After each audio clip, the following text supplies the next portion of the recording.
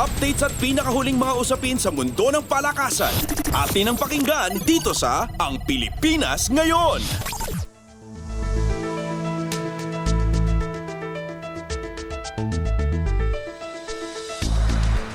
Magandang araw, narito na po ang Sports Balita. Nabigay na ng Philippine Olympic Committee o POC ang 12 pangalan ng mga miyembro ng Gilas Pilipinas na sasabak sa Asian Games sa China. 7 sa nasabing bilang ay naglaro sa 2023 FIBA Basketball World Cup. Ito ay kinabibilangan ni Japeth Aguilar, Jamie Malonzo, Kiefer Ravena, Junmar Fajardo, Scotty Thompson, CJ Perez at RR Pogoy.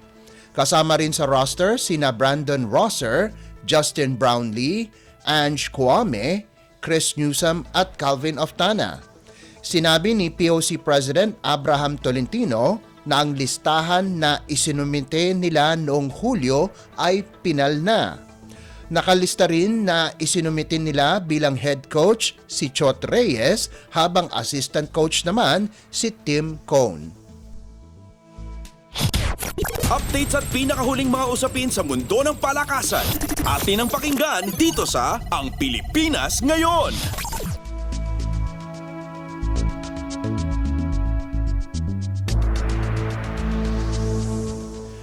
Hindi na nakapasok sa second round ng singles competition sa W100 Tokyo sa Japan si Filipino qualifier Alex Ayala, subalit may pag-asa pa siya sa doubles competition kung saang maglalaro siya sa quarterfinals. Natalo ang 18 anyos na si Ayala kay Australian number 5 seed Kimberly Birrell 6-4, 6-7 at 2-6. Nakakalabanin naman si German second seed at 2022 Wimbledon quarter finalist na si Joel Niemeyer.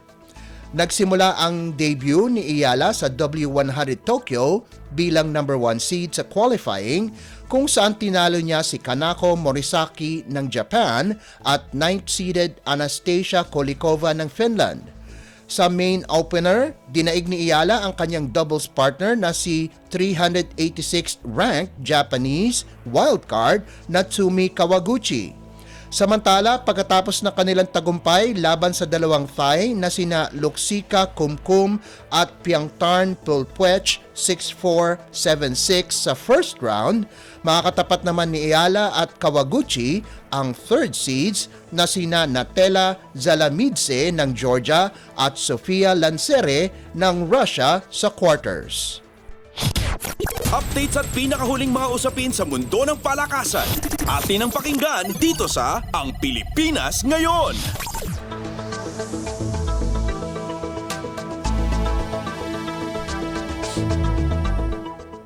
Nakuha ng College of St. Benilde ang kanilang ikatlong sunod na panalo laban sa Mapua University sa 2023 V-League Women's Collegiate Challenge na ginanap sa Paco Arena sa Maynila. Gumawa ng 7 sunod na puntos ang Lady Blazers sa third set, 23-13, sa pangunguna nina Samantha Nolasco at Clydel Catarig para tapusin ang laban sa score na 25-16, 25-22 at 25-20. Dahil sa panalo na natiling malapit ang kanilang kartada sa dalawang koponan na may malinis na record na 5-0, ang Far Eastern University at University of the East. Ang Lady Tamaraws at Lady Warriors ay kapwang pasok na sa semifinals. Sumandigan ang back-to-back NCAA champions sa kanilang blocks kung saang nagtapos sila na may 15. 5 mula kay Nolasco at 5 rin galing kay Gail Pascual na kumamada ng kabuang 14 na puntos. Nakagawa naman ng 10 puntos si Roxy De La Cruz habang nakalikom ng 9 na puntos si Raisa Ricablanca para sa Mapua. Sa isa pang laban, pinakita ni Mary Rose Dapol ng University of Perpetual Help System Delta kung bakit siya naging most valuable player kung saan pinangunahan niya ang Lady Altas na gibain ang Enderun Colleges 25-27, 25-14, 25-22 at 25-19. Nakagawa ng 26 na puntos si DePaul para patibayin ang kapit ng Altas sa 4th place na may 3 panalo at 2 talo. Updates at pinakahuling mga usapin sa mundo ng palakasan. Atin ang pakinggan dito sa Ang Pilipinas Ngayon.